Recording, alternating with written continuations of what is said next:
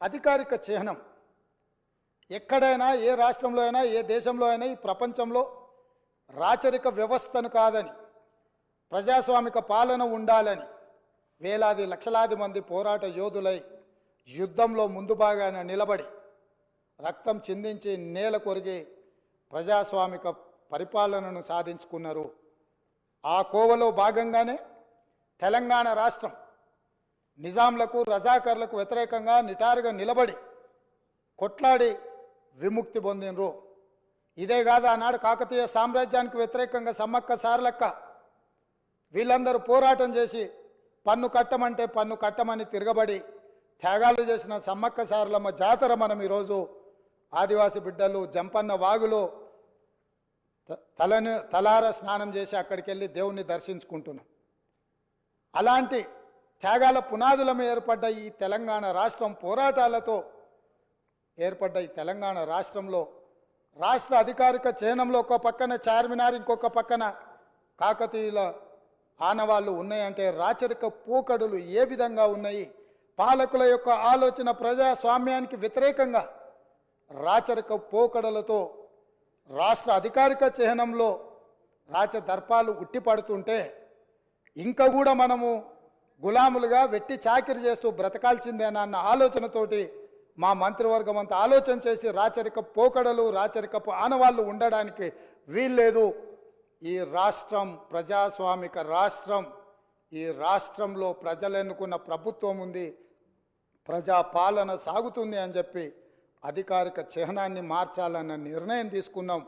ఆ నిర్ణయాన్నైనా వాళ్ళు స్వాగతిస్తారేమని చూసినాం. అధ్యక్ష, గవర్నర్ గారి ప్రసంగంలో ఈ అంశాలన్నీ కూడా ప్రస్తావించిన ఎక్కడ కూడా వాళ్ళ యొక్క సానుకూలత ఈ విషయంలో కనిపించలేదు అధ్యక్ష. అదేవిధంగా అధ్యక్ష, మనమందరం తెలంగాణ బిడ్డలం. దళితులు, గిరిజనులు, బలహీన వర్గాలు, తండాలలో, గూడెలలో, ఆదివాసీలు, అడవి బిడ్డలు, మైనారిటీలు, మహిళలు, మన అందరికీ తెలంగాణ తల్లి అంటే మన అమ్మ, మన అక్క, మన సోదరి. మనం కల్లారా చూసిన మన అమ్మలు, మన అక్కలు, మన కుటుంబ పెద్దలు ఎవ్వరు కూడా వజ్ర వైదూర్యాలతోని కిరీటాలు పెట్టుకొని వడ్డానాలు పెట్టుకొని మనం ఎన్నడూ మన తెలంగాణ తల్లిని చూడలేదు అధ్యక్ష.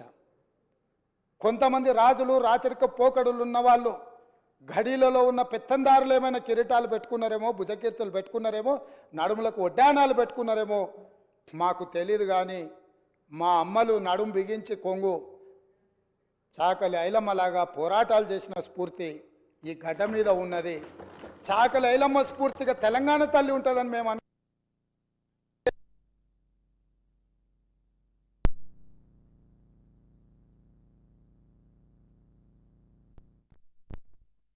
ఈ గడ్డ మీద ఉన్నది. చాకలి ఐలమ్మ స్ఫూర్తిగా తెలంగాణ తల్లి ఉంటుందని మేము అనుకున్నాం. తెలంగాణ తల్లి అంటే ధీశాలి పోరాట యోధురాలుగా ఉంటుంది. లేకపోతే దర్పం ఉట్టిపడే, కళ్ళల్లో కాంతి, ముఖంలో వర్చస్సు, చూపులో ప్రేమ, ఆప్యాయత. ఒక తల్లి తన బిడ్డను ఎంత ఇష్టంగా, ఎంత ప్రేమగా చూస్తుందో ఆ విధంగా తెలంగాణ తల్లి ఉంటుంది అని మేము ఆశించినాం, ఉండాలని మేము ఆశించినాం. కానీ రాచరిక పోకడలతో, కిరీటాలు, వజ్ర వైదూర్యాలతో తెలంగాణ తల్లిని మనకు రుద్దాలనే ప్రయత్నం చేసిండ్రు.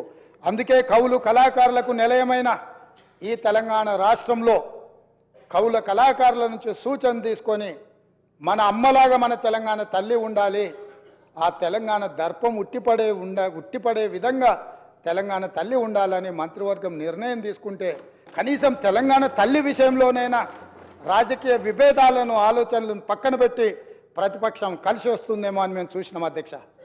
కానీ మాకు నిరాశనే మిగిలింది అధ్యక్ష.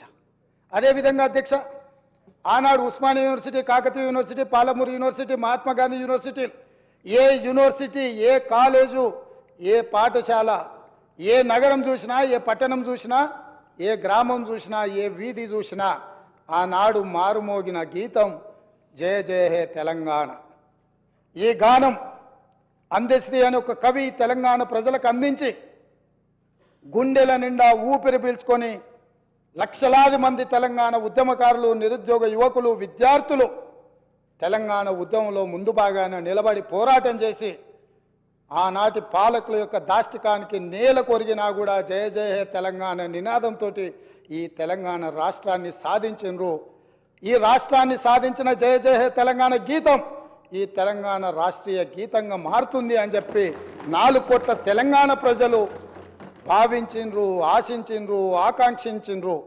కానీ ఈ గొప్పతనం ఒక దళిత బిడ్డకు, ఈ గొప్పతనం ఆనాడు ఉద్యమాన్ని ఉవ్వెత్తున ముందుకు నడిపించిన ఒక ఉద్యమకారుడికి ఇవ్వకూడదన్న ఆలోచనతో, కుట్రతో నాటి పాలకులు జయ జయ హే తెలంగాణ గానాన్ని, గీతాన్ని తెలంగాణలో వినిపించకుండా నిషేధించినంత పనిచేసిండ్రు అధ్యక్ష. అందుకే ఈరోజు ఆ ఉద్యమ స్ఫూర్తితో ఉద్యమాలను గౌరవించే పార్టీగా, ప్రజల పోరాటాలను గుర్తించి, ప్రజల యొక్క ఆకాంక్షలను మన్నించి, ప్రజల యొక్క ఆలోచనలకే అనుకూలంగా పరిపాలన అందించిన పార్టీగా జయ హే జయ హే తెలంగాణ గీతాన్ని రాష్ట్రీయ గీతంగా ఆమోదించినాం. కనీసం దాన్నైనా, కనీసం ఆనాడు ఉద్యమం, ఆనాడు రాష్ట్ర సాధనలో గత 9.5 సంవత్సరాలు వాళ్ళు అనుభవించిన అధికారానికి పునాదులు వేసిన ఈ గీతాన్ని రాష్ట్రీయ గీతంగా మేము ఆమోదిస్తే అభినందిస్తారేమో, అభినందించకపోయినా ఆహ్వానిస్తారేమో అని చెప్పి 4 కోట్ల తెలంగాణ ప్రజలు ఎదురు చూస్తే నిరాశనే మిగిలింది అధ్యక్ష.